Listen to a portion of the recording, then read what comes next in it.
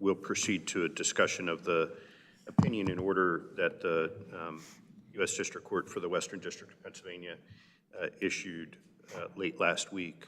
I assume the Assistant Solicitor will be handling that? Correct. Yes, Your Honor. I'll give you a brief summary here, and certainly we can answer any questions that you might have about the opinion or the order. But of course, we don't want to insult your intelligence either. All three of you are well-versed on the law. But at your November 14th meeting, you followed our recommendation and the staff's recommendation and voted to reject approximately 307 undated and incorrectly dated ballots.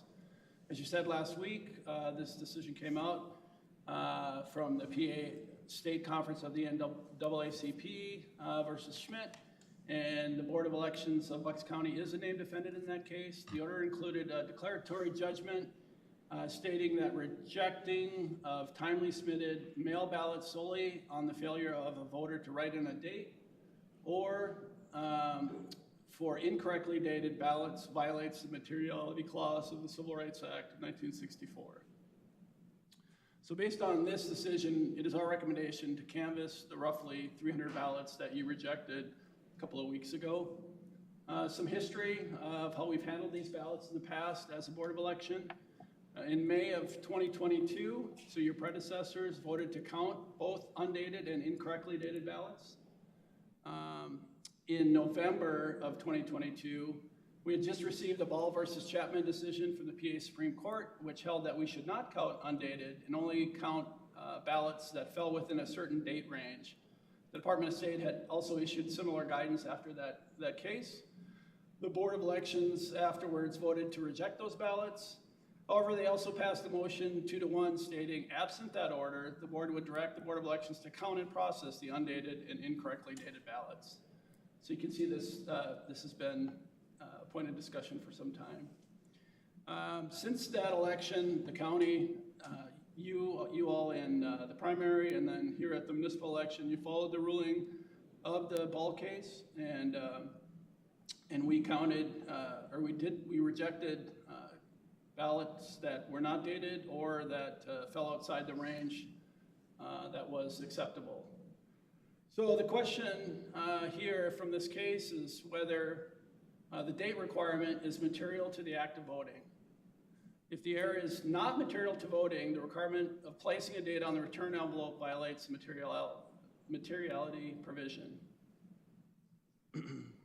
Requirement is material if it goes to determining age, citizenship, residency, or current imprisonment for a felony. The parties in the case, the NAACP case, all agreed that the handwritten date was not used to determine any of these factors. And as we mentioned, the Civil Rights Act prohibits the state from erecting immaterial roadblocks. So why did the court find that this date is immaterial in this case? Well, first of all, we know when the ballots are produced, when they're put together, printed, and when they're mailed out. Each ballot envelope has an individual barcode on it, so we can track it. Second, we know when we receive these ballots. When they come into the Board of Elections, they're scanned in. They're also date stamped on each outer envelope.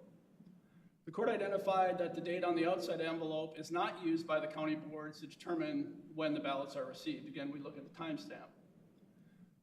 What we are concerned about is that we received them by 8 o'clock on Election Day, which these roughly 300 ballots were received by 8 o'clock on Election Day.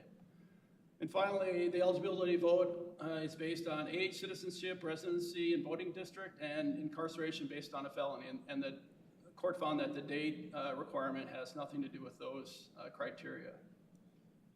So our recommendation based on the case law would be to change your earlier vote to reject these undated and incorrectly dated ballots. The number that we had at the last meeting was 307. There isn't quite that many anymore because we've eliminated some of those 307 by looking at provisional ballots. Can you speak to that, Kelly? Yes, after checking who voted provisionally, we only have 141 undated ballots and 119 incorrectly dated ballots. We did that review to ensure that there was no double voting or any of those concerns occurring here that's the number we are left with, and subject to your questions, we would ask you to consider the motion that's listed in the agenda. All right, well, I'll entertain a motion to count the mail-in, absentee, and military and overseas ballots that were previously rejected as being undated or incorrectly dated based on the declaratory judgment that's been entered in the NAACP versus Schmidt case. I'll make that motion. I second the motion. Any discussion? All those in favor say aye. Aye. Motion carries unanimously. Any other business? If not, I'll entertain a motion to adjourn. Motion to adjourn. All those in favor? Aye. Motion carries. We're adjourned.